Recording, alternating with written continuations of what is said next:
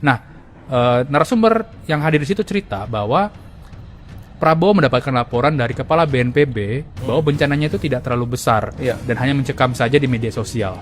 Dan omongan Kepala BNPB itu kan ada tuh di hari Jumat ya, dia berbicara di publik dan belakangan setelah dikecam oleh berbagai kalangan ya, termasuk di hari ini ada sidang di MK kan yang mempertanyakan gimana sih Kepala BNPB ini bisa lolos seleksi menjadi Kepala BNPB. Dia meminta maaf pada publik gitu. Dan memang ya Kang, di hari-hari itu pemerintah terlihat sekali gelagapan. Dari Kamis sampai Sabtu itu, akhir pekan itu ya. Akhir pekan itu belum ada menteri yang turun ya ke lapangan. Menteri yang pertama kali turun adalah Menteri Pertahanan Syafri Samsudin.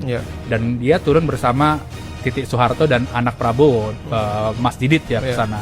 Dan banyak narasumber yang cerita Prabowo baru mendapatkan informasi seutuhnya bahwa kondisi bencana alam atau banjir dan longsor di 3 provinsi itu sangat parah setelah mendapatkan laporan dari Syafri Samsudin, Menteri Pertahanan.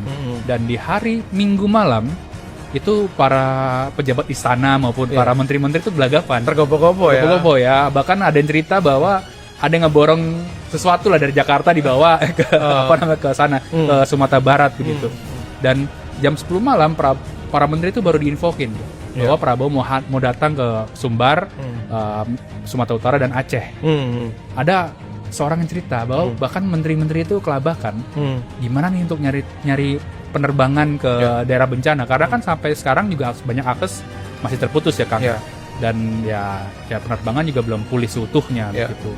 Dan terlihat sekali ya bahwa tergagap-gagap setelah Prabowo hadir ke 3 daerah bencana itu, barulah menteri-menteri mulai datang satu persatu lah ya, bantuan mulai datang dan seterusnya. Memang ada fase kosong itu, jadi ada narasumber juga cerita, Sen, ini persis banget mirip demonstrasi Agustus, yang pemerintah vakum tuh, nggak ada tuh kan. Ada beberapa waktu jeda ya. Ada jeda itu kan.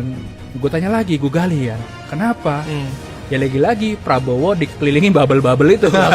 Dan akhirnya informasi seutuhnya itu ya datangnya terlambat.